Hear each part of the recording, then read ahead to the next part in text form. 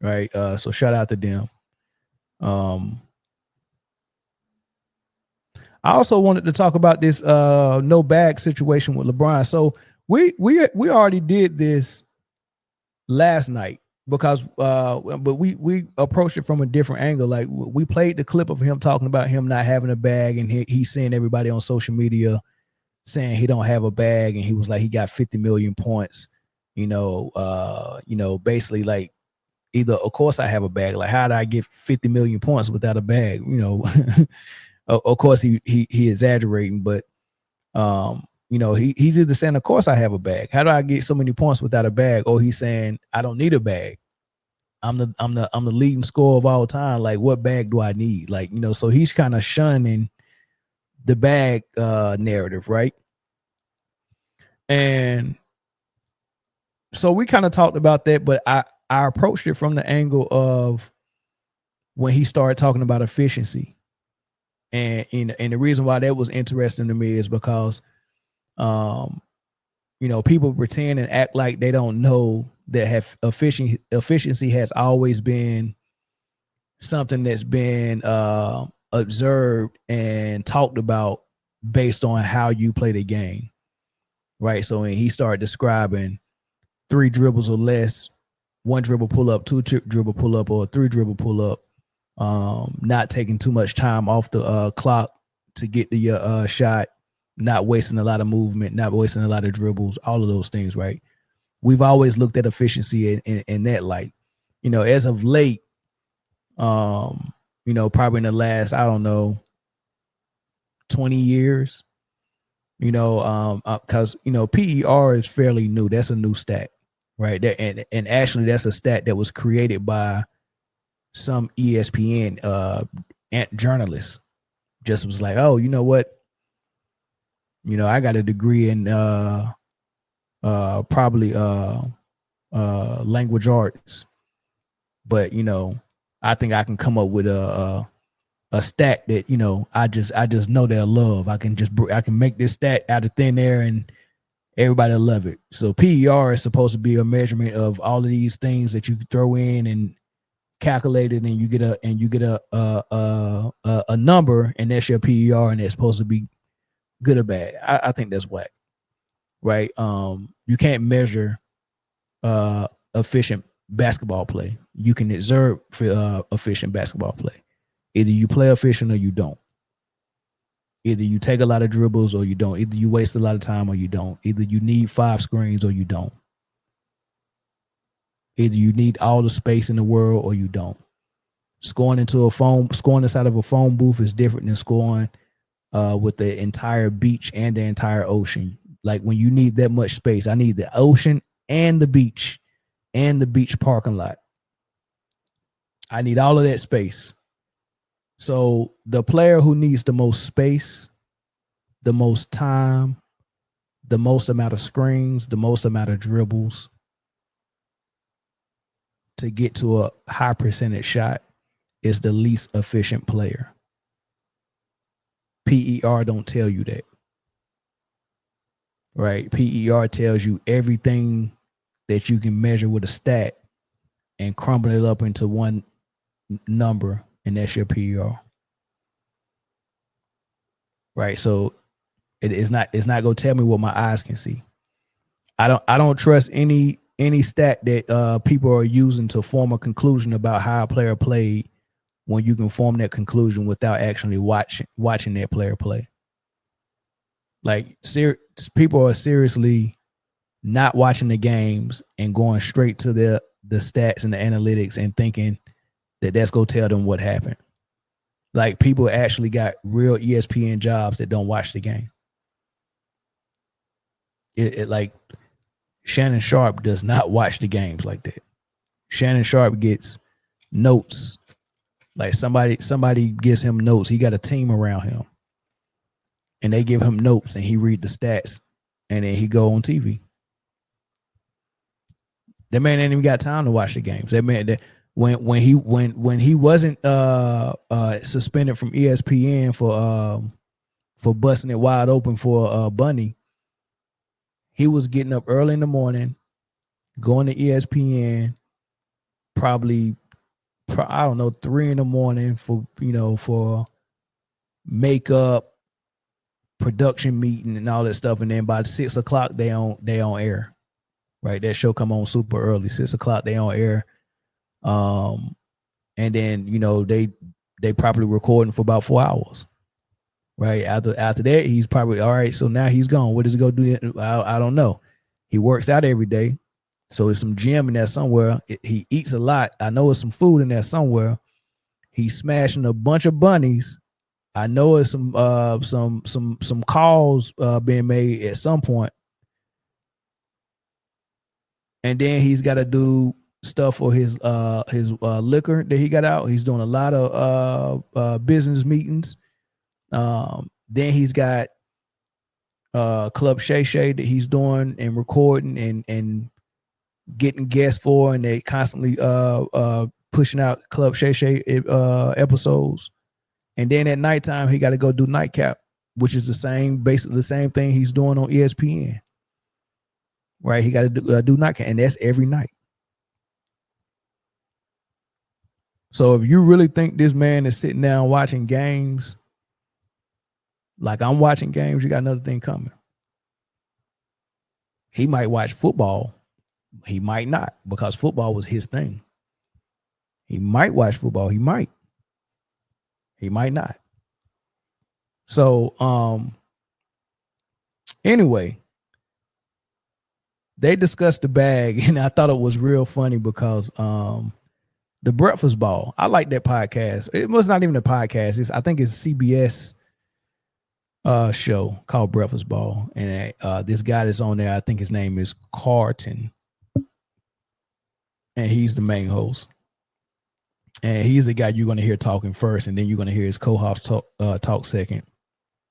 But they reacted to LeBron talking about this bag thing, and what's interesting about the bag thing is that if you let LeBron fans tell it, when Kevin Durant used to respond, and he still responds to people on Twitter and X. So when he used to respond to people on social media about what they said about him, they called Kevin Durant weak. They called him soft. They called him sensitive. They called him every name in the book. But LeBron James is addressing and responding to people on social media on his podcast. And his entire podcast is basically about responding to things he's been seeing about him on social media every episode. That's basically what he's doing. Right. So is it sensitive that LeBron is doing that? But let's listen to how Carson talked about this. I thought it was interesting. 50 billion points, a lot of points. I had no idea it was that many. Insufferable. He really is. He's a billionaire. He's earned everything that's come his way. He's a great God-given talent, and obviously busts his ass to stay in shape and all that stuff. But we're complaining about anonymous dudes in their basements that are trolling you, and that really bothers you. And you're asking Steve Nash to agree with you, and Fat Luca to be like, "You're the best. You have 50 billion points. You're the crush." That's why he's just insufferable. And even his highly paid media members who cover for him every week for 52 weeks a year, as long as he's on the planet, eat that crap up. It's disgusting to me. And that's why he'll never be Michael Jordan. Ugh, okay. I see it all the time on social media. LeBron doesn't have a bag. No, you just have more finals losses than a human being on the planet. Sorry, not sorry. You've done nothing in LA.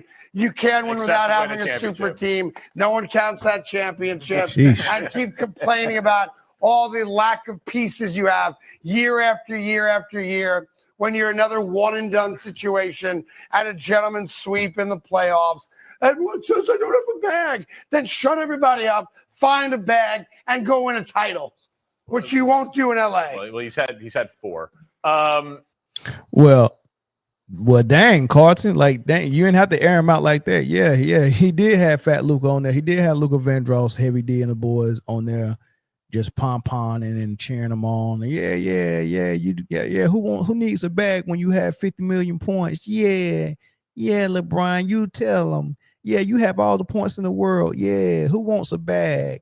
Yeah. You know, that's what Steve Nash and Rerun from What's Happening was doing. And he just, you know, tooting his own horn and all this stuff, man. But I just thought it was interesting. Like, nobody's really just calling it out for what it is. Like, how is it sensitive that Kevin Durant responds to people, but it's not sensitive when LeBron does it? I think that's really funny, man. I really want the answer to that, to be honest with you. Like, I really want to know if this is different or not. Like when, you know, like just today, somebody posted that Kevin Durant hasn't done anything since he left the Warriors, and Kevin Durant responded to him on X and said, "You want to bet?" And then somebody else responded like, "Dude, you ain't did jack, blah blah blah blah blah." And then Kevin Durant was like, "I want to go Olympic gold medal." As a matter of fact, he won 2 Olympic gold medals. I won 2 Olympic gold medals. All NBA this. I had my highest assist numbers of my career one of those seasons. You know, and he just started naming 27, 7, and 7. You know, just started naming all this stuff, and it was like, when you really think about it, like, the only knock really on Kevin Durant is not making the playoffs this year and not getting to the finals. You know, that's really his knock. Like good luck trying to pin that narrative home that he's been unsuccessful since he left the Warriors. It's just that he had some unfortunate incidents. You know, Brooklyn was a disaster. Joe Tsai and freaking Sean Marks, Stephen A. Smith and ESPN, because of the bubble and the vaccine and stuff like Stephen A. Smith. I don't know who put the batter in his back, but it was like, you must drive this point home for Kyrie Irving. Like, you must. We need people to take this vax because we need to restart the season. And when Kyrie was almost the guy who was the reason that the season didn't start, it was an all-out war against him. And Stephen A. Smith was the man that they use as the voice and the face of tearing Kyrie Irving down. So between all of that, between the NBA, between COVID, between the bubble, all of that stuff that was going on 2020, then the tweet when he tried to get back on track, and then Joe Tsai just destroyed everything from there. James Harden left, and this is all after they had an amazing run and had the eventual champs, the Milwaukee Bucks, down 2-0, where they had them blew them out in both games, like by like 15 or more in both games. They were overwhelmingly favored to get to the finals out of the East, and they probably would have ended up beating Phoenix there as well, just like Milwaukee did. Unfortunately, Kevin Durant had to play by himself. Kyrie Irving got hurt, and then James Harden got hurt the next game, and that was a wrap. Kevin Durant was like, okay, I got a 2-0 lead. I lost Kyrie, I think, in game 2, and then Harden messed his hamstring up in game 3. We lost that game, came back game 4. I want to say they probably lost that and had it tied at 2. Then he came back and won game 3. And then I think they went to game 7. Did they go to game 7? They ended up going to game 7. He couldn't pull it out. But that was the game that he actually hit the 3 to win it, but his toe was on the line, so they ended up going to overtime, and he didn't have nothing left. Like, he was spent. I mean, so, hey, look, it is what it is, man. You know, you could say since he hasn't won a ring is a bad thing, but when you really think about it, the ring that Steph Curry won since KD left is the only thing that's really saving him from getting the same heat, because he's had the same type of failures. He's had a missed playoff run since KD has left. I mean, they were so bad they got the number 1 pick one season. They've been in the lottery a couple of times after KD left. They missed the playoffs. First round exit. I think a first round exit this year too. Oh, no, second round exit this year. Like, they almost missed the playoffs this year. If it was the trade for Jimmy Butler they was trying to get Bill for Butler, and that was a done deal, but Bill had a no trade clause, and Bill wouldn't budge. So Phoenix was trying to get Butler the whole time, but once that fell through because of Bill not wanting to accept the trade or waive his no trade clause, Butler ended up going to the Warriors. Phoenix, the Lakers, and the Warriors was all close to that same bottom before the trade deadline, and in danger of not making the playoffs. The Lakers got a stimulus package in Luka, and the Warriors got a stimulus package in Jimmy Butler. The Phoenix Suns didn't get that. Right? Jimmy Butler would have been very good for the Phoenix Suns. They didn't get that stimulus package. And then I think KD ended up getting hurt. Did somebody get hurt? Well, I mean, it was a bunch of people in and out with injuries, but the whole point is all of them was about to miss the playoffs. LeBron, KD, Steph, all three of the guys that I say was the cool kids that need to go home, they always about to miss the playoffs. You know, but just 2 out of the 3 got a stimulus package. And that's all. You know, so if you really look at the rundown of what Steph has been doing pretty much his whole career outside of those times, you know, or we'll just say since KD left, it ain't been spectacular. It just gets overshadowed because he had a playoff run and got the ring, which is the same playoff run that Kevin Durant could have had in 2021 if it wasn't for the injuries. You know, so it is what it is. Oh, Young Disciple said KD was up 3-2. Yeah, he was up 3-2. Yeah. But yeah, tough cookie. $5 super chat from Shades.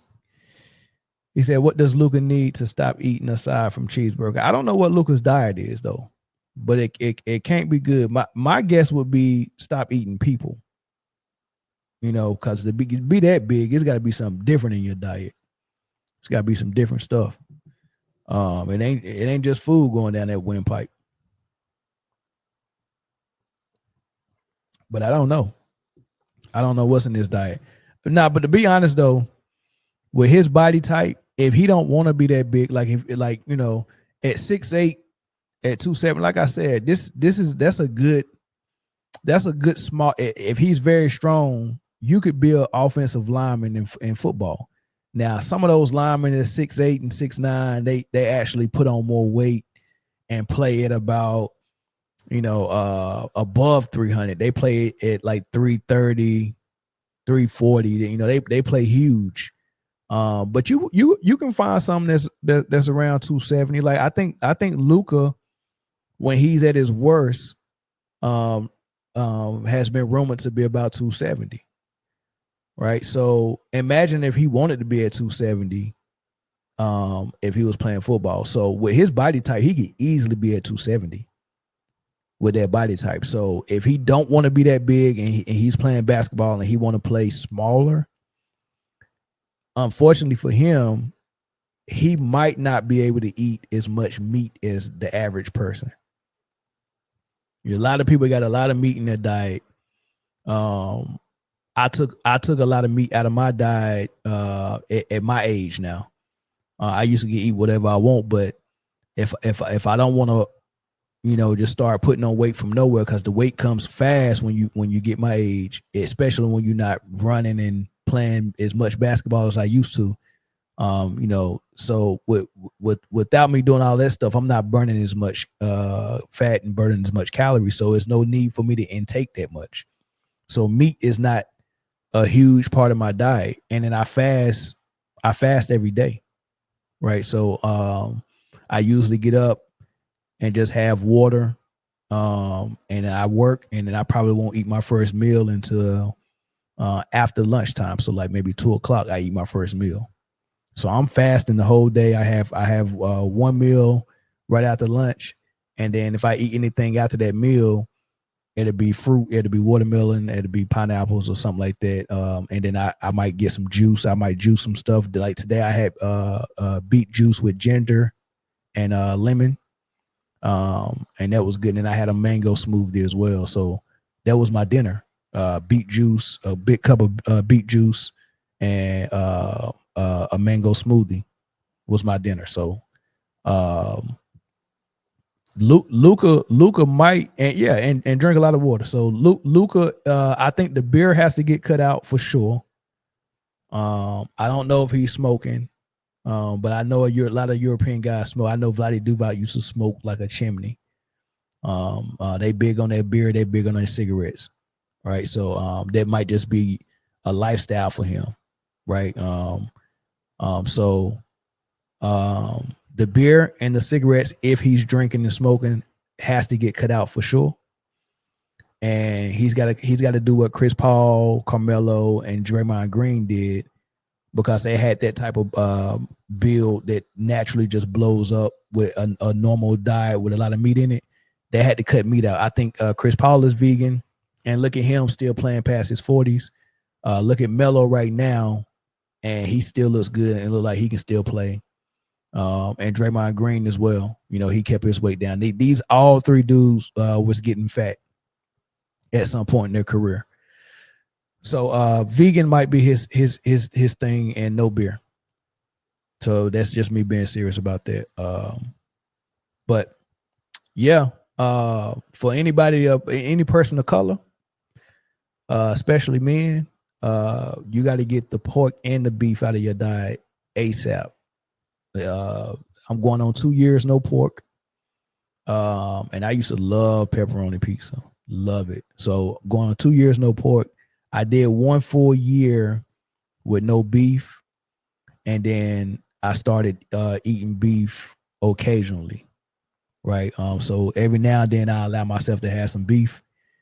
But not a lot. And then if I feel like I'm putting on extra pounds, I go back on a fast of no beef or pork for a little while until I get everything out of my system, and then I be mostly plant-based and fruit and water and stuff like that. I cut a lot of stuff out. So, but I used to have a bad soda habit though. So I get my fair share of sugar. So sodas and sweet tea was like that's like the one thing that's hard for me to stop to.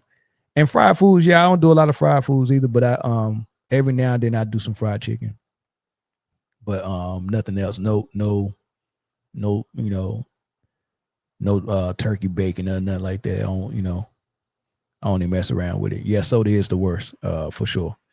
But this is what the co-host said.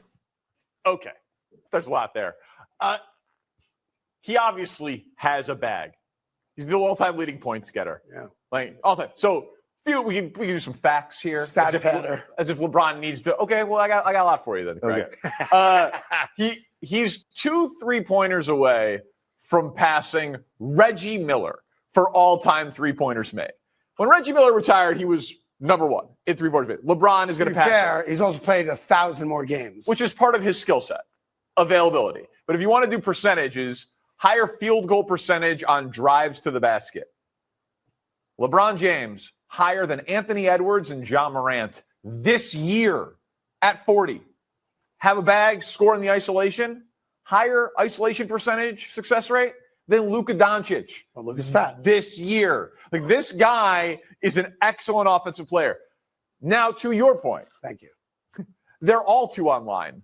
We're all too on. Like James Cook, we just talked about him with the Bills. He unfollowed the Bills on Instagram. Like Kevin Durant online. Tyrese Halliburton in these finals at a press conference talked about how they play the nobody believes in us card. And he's like, yeah, we're a young team. We're probably too on social media as a team, but he thinks it helps them because they hear and see the haters. And listen, I am a Michael Jordan guy. I grew up It never seems like it. I grew up in Chicago. I went to Michael Jordan sports camp. You're a LeBron guy. I have a I believe you can be both. No, you can't. I believe you can. It's Hatfields and McCoy. I disagree. You can't. I disagree. They didn't. Their careers. You know you can't be both. I have no problem being both. Here's the thing, though. Do you guys actually believe that that Michael Jordan? Do you actually believe that Michael Jordan, if he played in this era, the guy who used getting cut from his high school basketball team as motivation, the guy who mentioned every single grievance in his Hall of Fame induction speech, the guy that got us through the pandemic with programming by laughing at video of Gary Payton. I had no problem with the glove. Like, do we actually believe that if Michael Jordan played basketball in the 2020s, that he would not be looking at comments on social media and using them as fuel? He would never say a word about it publicly. You're out of your mind. So, and shout out to Woofio with the $2 super chat. Longevity isn't a skill. Agreed.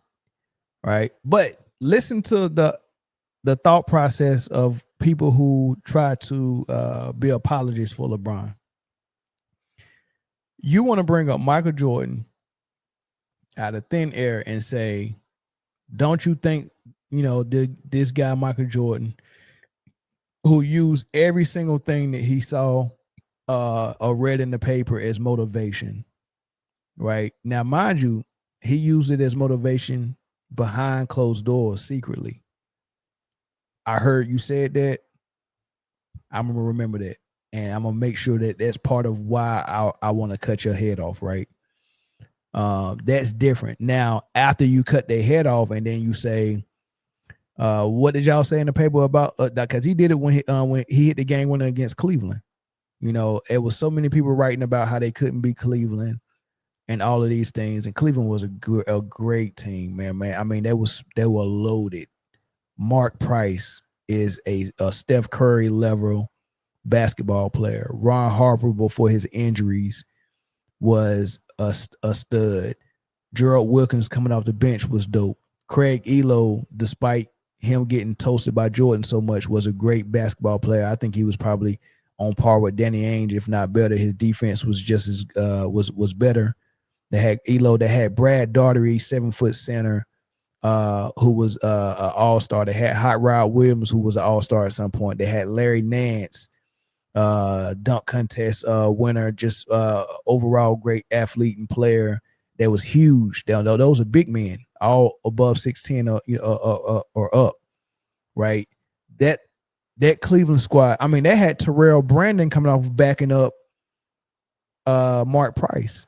And who was the third point guard, maybe even the fourth point guard who never got in the game? Little Steve Kerr was on that roster as well. Just to throw that out there for everybody who think that Steve Kerr was like this all-world player. He couldn't even beat Terrell Brandon and get in the lineup. But the Bulls grabbed him and dusted him off and used him because you don't need to do much when you play with Michael Jordan. Like, he's providing so much offense and points. Just be a decoy, be a shooter. But they need more in Cleveland. You can't just be a decoy and be a shooter. And how you go get on the court if we got Terrell Brandon and Mark Price and Ron Harper and Craig Elo? Like, how is Steve Kerr go get on the floor?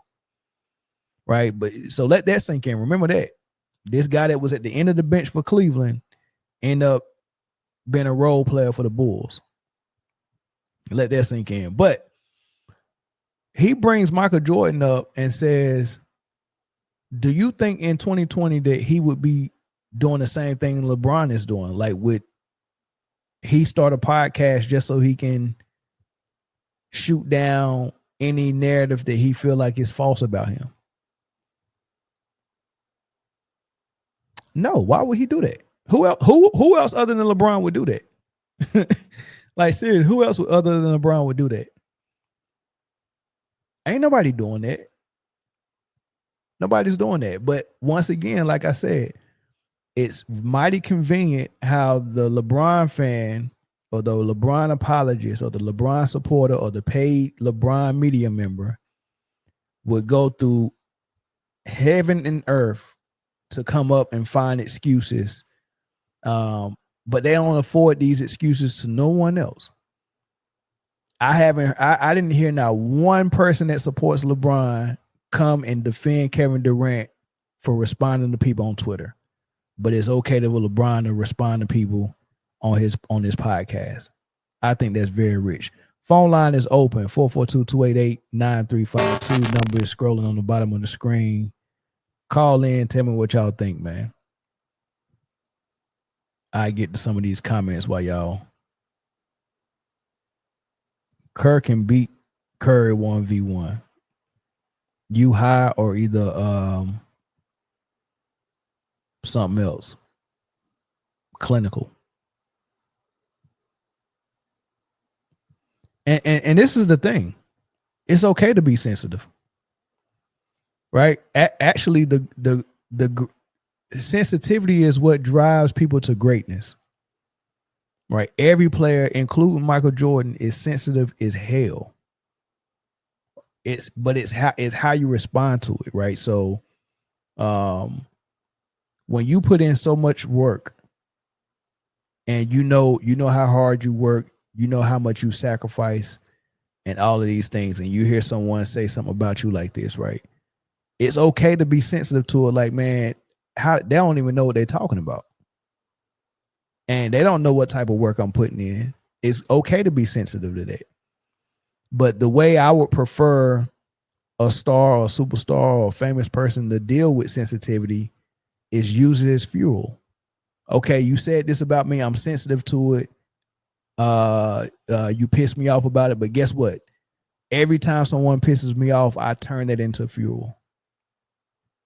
You know what I'm saying? I'm gonna use that, and that's when I'm gonna be thinking about when I'm pushing up this weight, right? That's what I'm gonna be thinking about when I'm doing that extra lap, or running that extra mile, or standing in the gym that extra 15 minutes. I'm thinking about, man, these people said I can't do this.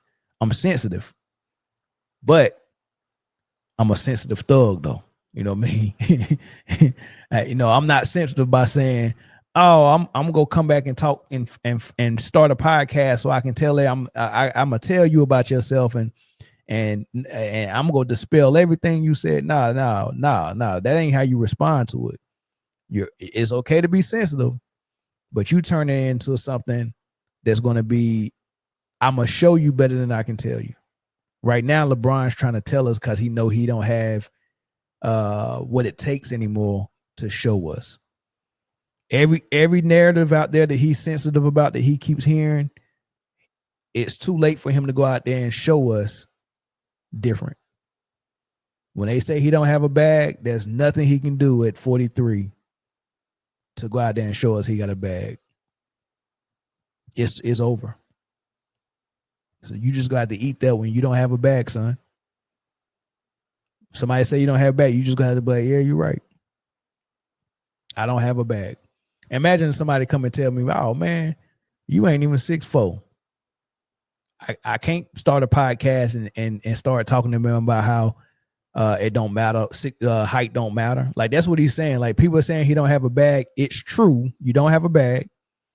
But now you're on your podcast trying to tell people and trick people and brainwash people into thinking it's not necessary to have a bag. Now you're trying to reverse engineer everything we know about basketball and do that freaking Men in Black and make us forget everything we have learned about basketball. And now, after we watch Game the Mind podcast, we supposed to come out of that with a new train of thought. The bag doesn't matter. Like, it's crazy how he did it. He went to Mind the Game and said the bag doesn't matter, and then every minion under him, Gil's Arena, Chris Broussard, Nick Wright, all of these dudes came and said the bag, that they went on their podcast and the bag does not matter. The bag does not matter. I'm like, dude, they brainwash. They're freaking brainwashed. Like, he didn't even have to call them and say nothing. He just go to his platform, say one thing, and it trickles down. It's almost like when Al Gore was running against Bush in the presidential election, and all the news outlets reported that Al Gore won the race, and then Fox News, who was owned by Bush's cousin, Jeb Bush at the time, or run by him, at least I don't know if it was owned by him, it was run by him. They came, and since there was a bigger news station, they reported that Bush won, and then all the other stations was like, oh shoot, maybe we reported wrong. And then they switched it and started reporting that Bush won. That's what Game the Mind does. It goes in there and be like, I got to give my media plants and my fans their talking points to go out there and push, because they don't know what to say. Like, if someone comes out and says LeBron doesn't have a bag, wait a day or two before his fans come out to defend him, because they got to wait to see what Clutch Sports says before they know what to say. So they'll watch Shannon, they'll watch Nick Wright, they'll watch Chris Broussard, they'll watch Game the Mind. They'll see if Rich Paul tweets something, or if he goes on the podcast. They'll watch Gil's Arena. They'll watch all these platforms and be like, okay, now we know what to say. And then they'll come to the smaller podcasts like mine and use those talking points to defend LeBron. They gotta wait for orders and instructions. So they go to get their mind gamed up on Game the Mind, and he tells them the bag doesn't matter. The bag doesn't matter. And then all of a sudden they click, and then they come back. The bag doesn't matter. The bag doesn't matter. The bag doesn't matter. That's how it works. That's why it's Game the Mind. They gaming the mind. They gaming the mind. Game the Mind podcast. No phone calls tonight. So hey, this was let me see if I can get to the comments then. The bag does not matter. The bag does not. But ain't that basically what he did? Him and Steve Nash. Like this is new. This is news to me. So you mean to tell me my whole life working on my handles, I don't need it? I mean, him and Steve Nash literally said, all you need is to be able to hit an open shot and play defense, and you can make $200 million. That's what they selling now. So all the dudes that didn't have no left hand, and their coach was like, this summer before you come back, I mean, you was an 8th grader, before you go to 9th grade, you better work on that left hand all summer. But now Steve Nash and LeBron is telling them, don't work on your freaking left hand. Why would you do that? All you need to be able to do is shoot threes. If you can hit a corner three and play defense, you can get to the league and make $200 million. So kids, there's all y'all that's working on your left hand, you don't need it, because he said there's only two, this is what LeBron said, it's only 2 people that's going to handle the ball on a team anyway. He said there's only 2 people that's going to handle the ball on a team. He said the Lakers are lucky to have 3. We got Austin and Luka and myself, but everyone else, it's not your role to handle the ball. So why even work on that? How do you know what your role is going to be in the NBA when you're in high school? Or when you still playing AAU? How do you know what your role is going to be? That is horrible advice. Don't work on your game and the bag don't matter. That is horrible advice. Why would somebody even say that in real life? I don't understand why Steve Nash even said that. Luka wasn't even comfortable sitting there listening to them say that. They tried to get him to add something onto it. He said, hey, he said everything. I ain't got nothing to add. He said everything. What Luka go add to that? The bag don't matter. Don't work on it.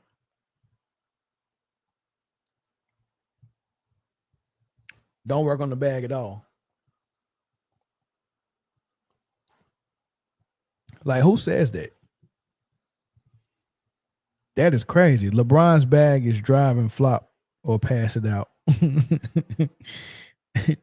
Like, I mean, this is unreal. I can't believe they said that, dog. The bag don't matter. But I ain't never heard nothing about no bag when I was young. The bag is you working on your skills and having a counter for what you want to beat everybody with. If you want to beat everybody to the cup off the dribble, what happens when someone beats you to the spot? Do you have a counter for it? That's why you need a bag. I want to run full speed to the rim and get a dunk. If I get Kawhi on me and I can't just blow by him and I can't get him on my hip and push him off the spot because he's just as strong as me. Now, once I make that drive and he stopped me, now what I got to do? Am I going to spin? Am I going to go behind the back? Am I going to stop and step back for mid-range? Like, what is my counter from driving 100 miles per hour at the rim and getting stopped? What is my counter? That's part of the bag, right? Step 1, I want to get to the rim. You stop it. What's step 2? Continue to force myself to the rim? That's not bag work. That's football. So you can be good enough. You could be 6'8", 270, fast, and can jump out the gym and only have one run to the rim. That's your only thing. And then his counter is he spins. But remember, go look it up. LeBron's spin is 99% of the time a travel. Because he jump steps or jump stops and then spins, which is your 2 steps, and then he skips after the spin to gather, to get back body control. So he travels every time he does that spin where he's driving to the hole and they stop him and he spin back into the lane. It's a travel every time. That's why bag is important, because if he wasn't the chosen one and they called those travels, he would really have to develop something for real where he could get to it when they cut him off from getting to the rim. And Steve Nash is a liar because he worked on bag work. You 6'6", and not 6'6". I'm sorry, you 6 foot or 6'1". A little slow guard on defense that can't stop a nosebleed, and you can be pushed around. So he definitely needed a bag. Steve Nash wasn't out there with just bagless. So I don't even know why he wouldn't even cap like that on LeBron's podcast, talking about you don't need no daggone bag. Be Ready Sports Podcast said they changed the rules to hide LeBron's weaknesses. They definitely are hiding his weaknesses because they're not calling everything they could be calling on him. But it's a lot of players like that pisses me off. I hate to see the illegal screens that Golden State's entire offense is centered around. I mean, the amount of illegal screens that Steph Curry benefits from in that offense is insane. But Golden State isn't the only team. I don't know when we start allowing movement on screens. I hate that screen where the big man is here about to set the screen. Now, this is how we was taught.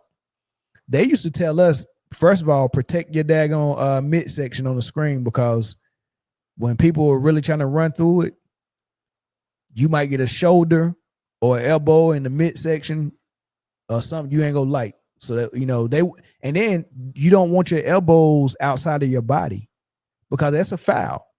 If I do this and you run and I clothesline you with my elbow, that's a foul. So you would see people set screens like this, like this, like this, you know what I'm saying? They was protecting themselves and making sure their elbows was in. And you really want to, like, if this is the person I'm screening, I really want to be center right here, and I want to get the screen just like that. This is what I hate. Big men are standing like this, like they about to set a screen, and then when the defender is running, chasing the guy that they're guarding, the screener a slide so they can catch him on the screen. And I'm like, dude, that in middle school, if you had any movement on the screen in high school or middle school, if you had any movement on the screen, that was calling the moving screen, that was calling the foul. You had to be 100% stationary. A screen is supposed to be a wall that can't move. That screen is not supposed to move. But we have constantly turned it. And the other one I hate, where they're set the screen, so the person they're screening, they hit the chest, and then they'll turn and poke their butt out before they run to dive to the rim. So now you get the screen, you like, instead of them coming straight here to chase the guy that's running around the screen, now you got to kind of round it off, because after I screened you and turned my butt, now you got to run around my butt, which gives you another split second that you're going to be behind the guy that's using the screen. When did that become legal? So they sliding to set the screen, and then sometimes they're turning and poking their butt out to get another piece of you, like they're screening you twice. I'm like, man, we're just letting this go. We just letting it go. Draymond Green and Kevon Looney. I'm telling you, please go watch when Steph Curry runs off screens and watch how Looney and Draymond set those screens. It is an abomination to basketball. It is an abomination. That was, that was an interview that Rick Barry was doing, and he was talking about it. He said, man, call the game the way it's supposed to be called. I'm tired of the moving screens. I'm tired of the illegal screens. I'm tired of palming the ball. I'm tired of the traveling. Call the freaking game the right way. But guess what? They're allowing those screens because one of their marketed players is Steph Curry, and that's 50% of his offense. We have to allow that. Like, we're selling the entertainment. We're in the entertainment business. I can't have the game operating in a way where we don't see 10 to 12 threes a game from Steph. We have to allow that to happen. It pisses me off.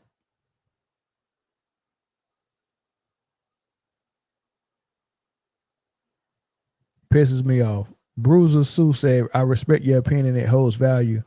I'm just saying, dang, Mel, why so personal? Why am I personal? What am I personal about? It's basketball. It's basketball. How would you feel if you design, I don't know, let's say, I don't know, let's say you're a god and you design humans. And you designed everything the way it's supposed to go. You're supposed to use this for that and use this for that. And then you take your eyes off humans for a little while, and then you look 1,000 years later and you look and we're feeding steak and potatoes in our booty hole and crapping it out our mouth. And you as God is like, wait, I didn't design the butt and the mouth. Like, it's supposed to be opposite. Like, you're supposed to eat here is you got a tongue with taste buds in it, and you taste the food, and then it comes through that and it comes out that way. And we was doing it backwards. You as the creator would be like, man, that's not what the heck. Like, that would annoy you. And that's how I feel about basketball. I didn't create basketball, but I know how basketball is supposed to be played. And I was taught basketball the way it's supposed to be played. So when I look at the sport and I see it not not operating the way it was designed, it's annoying. So it's personal in the sense that the game is being tarnished and the game is not operating the way it's supposed to. That's personal. It's not personal about the players. It's actually the reason why I can critique any player is because I don't personalize it. I don't love none of them. The issue with people that become fans of players is you can't hear critique on your favorite player. Nobody was more tooting tooting Steph Curry's horn coming out of Davidson and doing his championship runs, and when he played with Kevin Durant and all that. Nobody was a bigger cheerleader than me. I talked about how great Steph Curry was. I always have. But he can be critiqued as well. Just because he's light-skinned with green eyes don't mean that when you look into his eyes, you got to fall in love like he's Prince or Michael Jackson and you're fainting and you can't stand to hear him critique. Every time I say something about Steph Curry, some dude come in my comment section to call my phone whining. It's just green eyes.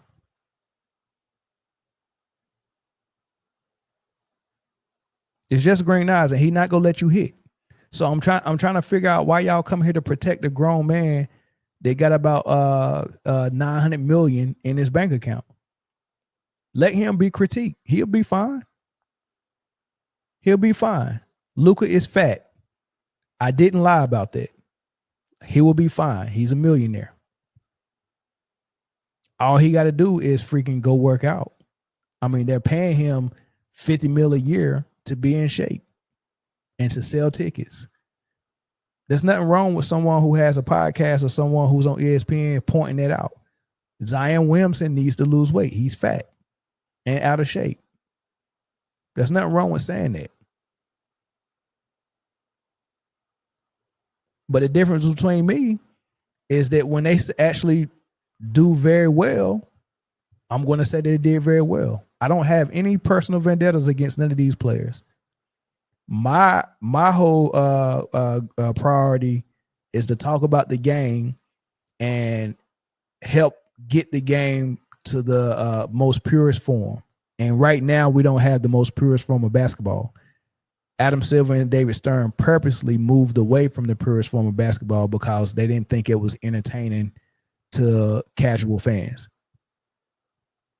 But mind you, the best ratings we've ever had was when we had pure basketball when Michael Jordan was playing in the 90s, in the early 2000s. After Michael Jordan retired in 98, we haven't had those ratings since. So picture this. Pure basketball and the greatest player we ever seen gave us the best ratings.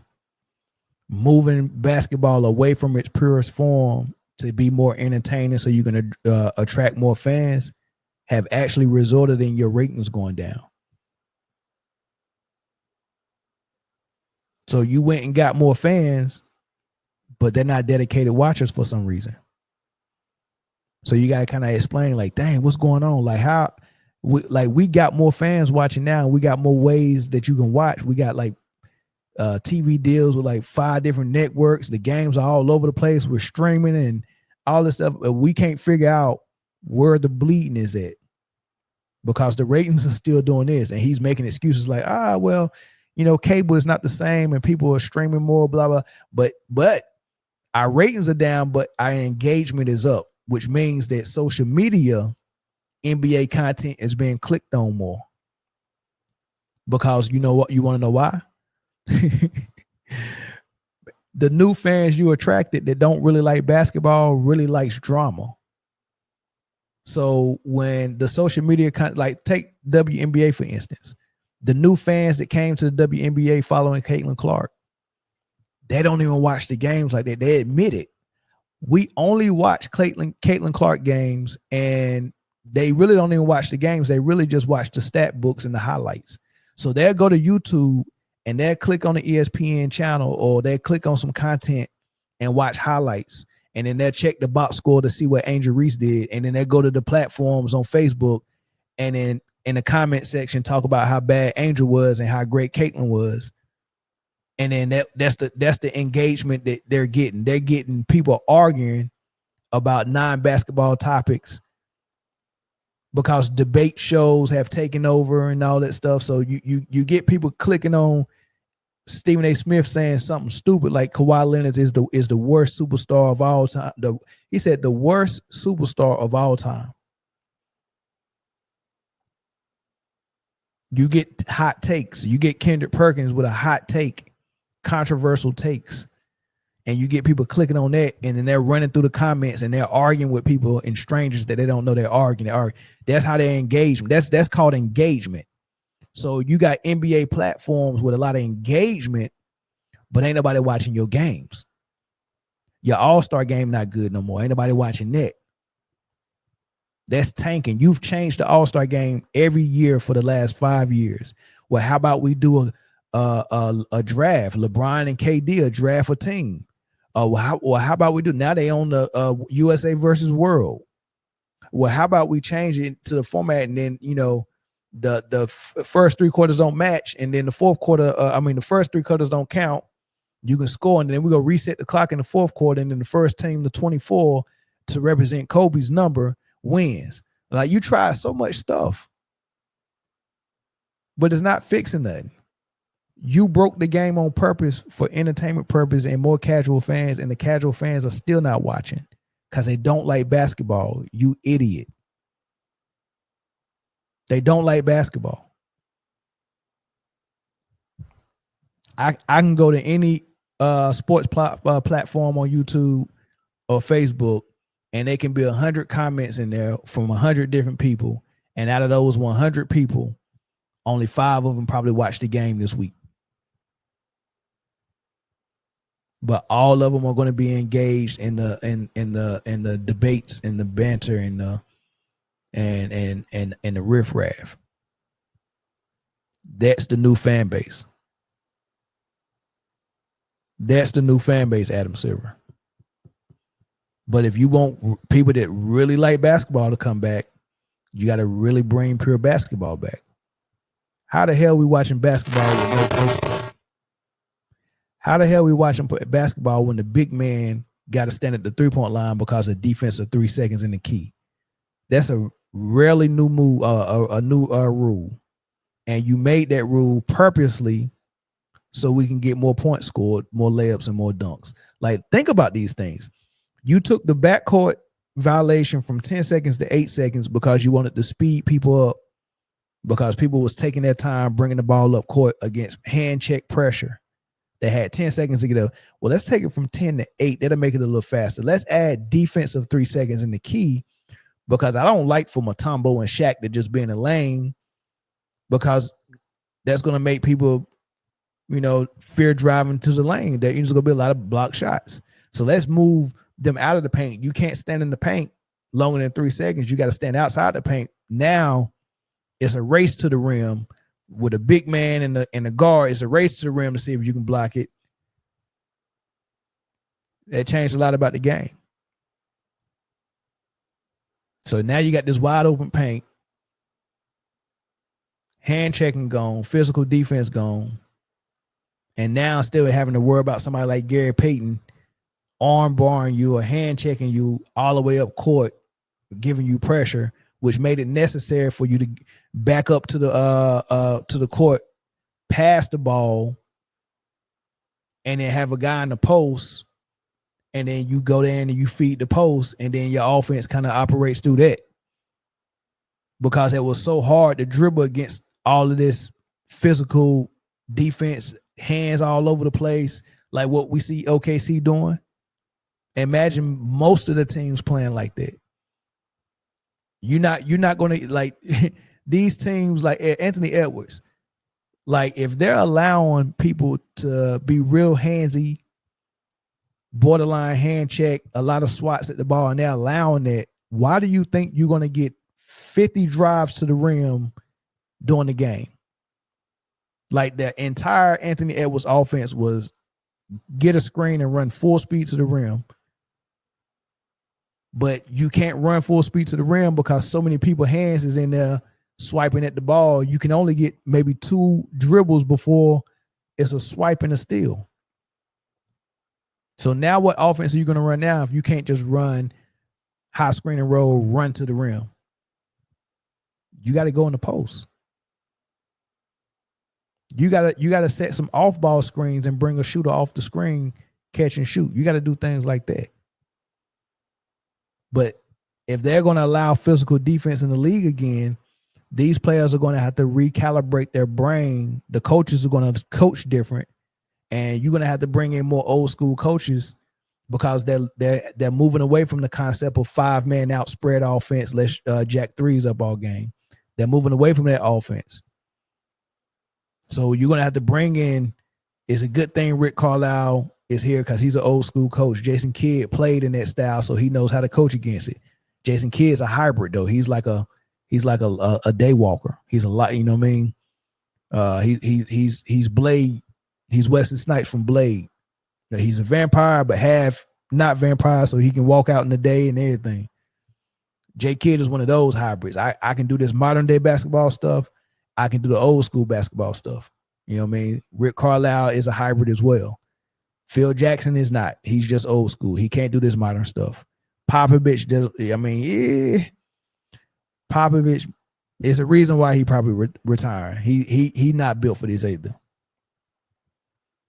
You get what I'm saying? So you got to look at all that stuff. Yeah, you got to look at all that stuff, man. The landscape of basketball in the NBA is changing for the better, I think, thanks to Joe Dumars. Not Adam Silver. Joe Dumars, he been wanting to make this change for years, but I think he finally convinced Adam Silver, and thank God for that. Thank God for that. The physical defense is exposed to the lack of skill they face of the league has, so they can't have that. Nah, Kid not going to New York. Kid wants even though he did just get a contract extension, I think Kid wants something more. I think he wants another contract extension or either more money or something. He wants something more long term, maybe. I don't know how long his extension was, but maybe he wants something long term. He using New York as leverage. It's probably something his agent convinced him to do. You know, get more money. Hey man, you getting the number one pick. You just got AD. Kyrie's coming back healthy. You got a nice squad. I don't think J Kidd want to leave that. So he's really just using this as leverage. He don't want to go nowhere. So he'll still be with Dallas. Doc is phased out. Doc is phased out, man. I mean, but who knows if the league goes back to its normal setup, maybe Doc will be useful again. But right now, man, this NBA is so crazy, man. I'm so glad it's changing, but